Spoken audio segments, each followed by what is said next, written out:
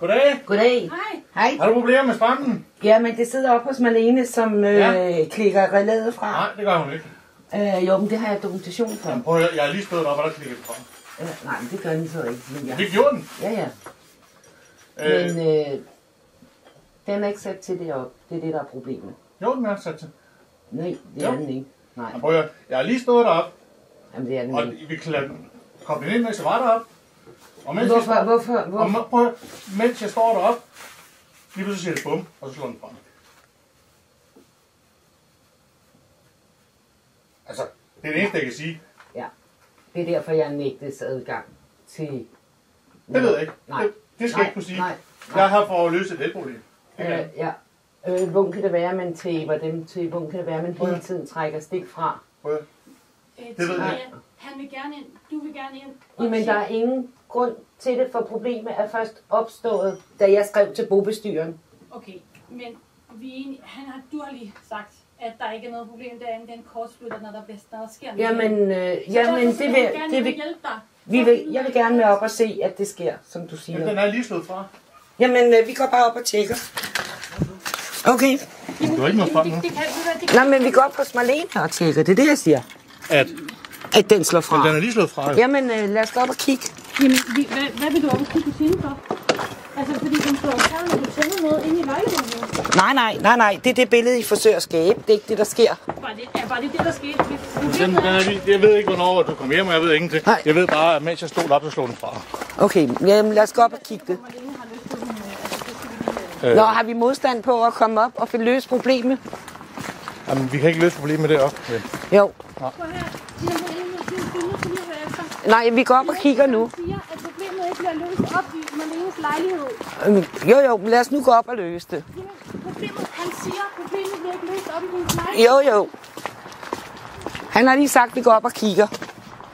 Emil, jeg sagde du, at jeg ved ikke engang, vi gik op og... Vil du lige vise op til sikring? Du kommer ikke ind i min lejlighed. Nej, fordi problemet, du kan godt se modstanden, ikke også? Problemet er, at de to ejendomme er forbundne. De vil have mig ud, fordi jeg er livstidslejer. De er Det er arvinger. ikke noget med det, jeg gør det. Derfor må vi ikke. Ja. Men du har adgang til op hos dig og tænde og slukke for min strøm. Jamen, det gør jeg jo ikke. Men det er derfor, vi er her nu. Nu nægter du adgang til, at vi kan komme op. Jeg er nødt til at sige til dig, jeg kommer her som elektriker. Alt, hvad I har ud over det. Det er godt, men og hvis jeg skal hjælpe dig med problemet, så skal jeg ind i en lejlighed, og skal finde ud af, hvad det er, der slår fra.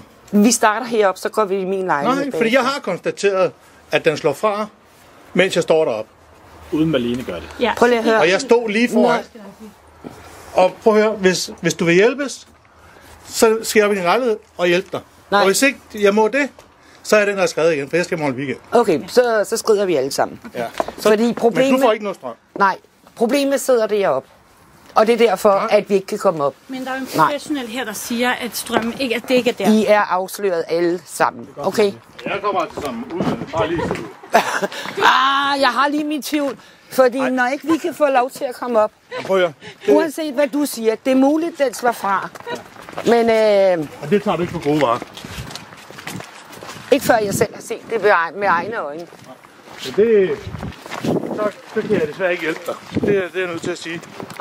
Jeg vil meget gerne hjælpe dig. Men, det er helt ok. Men men så længe de to... jeg ved, at min afdøde udlejer, han undersøgte det for nogle år siden. Og jeg kan ikke huske, om husene er for gamle til, at der ikke er tegninger over det, eller om der siden efterfølgende er lavet noget, som ikke er registreret.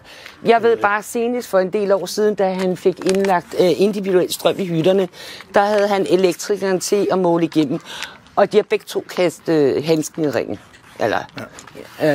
Og jeg har talt med en elektriker, hvor jeg spørger, hvad skal egentlig til, hvis man skal sådan noget, ikke også? Altså for det første siger han, det vil ikke give nogen mening, fordi din lejekontrakt er inklusiv strøm. Det er den ene side af sagen.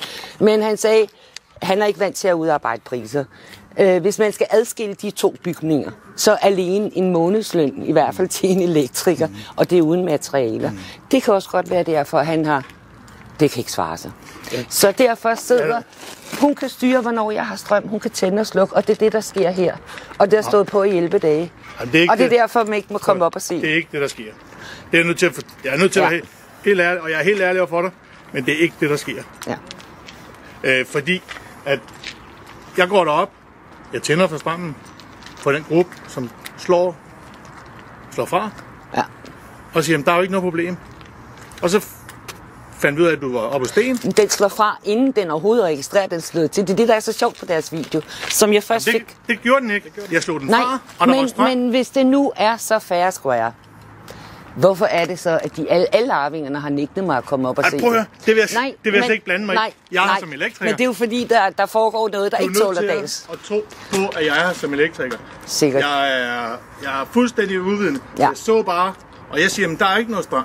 Nej, men eller, den slår ikke fra. Hun nægtede det også i går. Altså, det vil da være lige ud af landevejen, når det er, at man har sin strømboks op for en, man gerne vil sikkerere ud, og sige, så kommer op og se, den slår reelt fra, så jeg kunne se det. Det er bare ikke det, der sker. De har så travlt med det. Så strømproblemet... Jeg tror, der gik et par minutter. Nej, så slog den fra. Kan du som elektriker forklare mig, hvordan det kan lade sig gøre, at jeg kommer hjem? Jeg ved, at det eneste strøm, der er tændt op i min lejlighed, det er 2 sparepærer ude i køkkenet, sådan en loftlampe, og så en klemmespot sætten i. Det er det eneste, der er tændt, når der kommer lys ind i selve ejendommen, lejligheden. Jamen, prøv lige at høre. Det kan godt være køleskab. Nej. Jo. Prøv lige at høre. Det er slet ikke tilsluttet, når jeg kører derfra. Køleskab ikke? Nej, der er ikke. Hvor skulle jeg få strøm fra? I fjerner det. Det er slukket op hos Marlene. Der er slet ikke noget strøm, udover hvad jeg henter på strømstikket.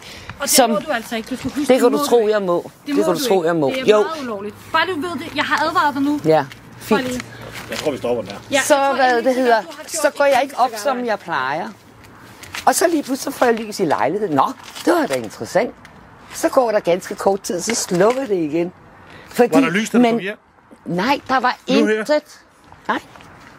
Jeg har, hvor de påstår, der er strøm, der har jeg video fra, hvor der ikke er noget, og der har jeg taget køkkenkontakten, som er en fast. Men hvorfor er det så ikke, at du lader elektrikeren gå ind og tjekke, om fordi det er måske problemet er, det er... Men han siger, det ikke er der. Men hvordan kan lyset tænde, når jeg ikke engang er i lejligheden? Ja, okay, så kan hun så... Lad ham hjælpe dig. Men problemet sidder op hos Marlene. Ikke? Og der er 5 fingre. Nej, okay. God weekend. Tak, hej.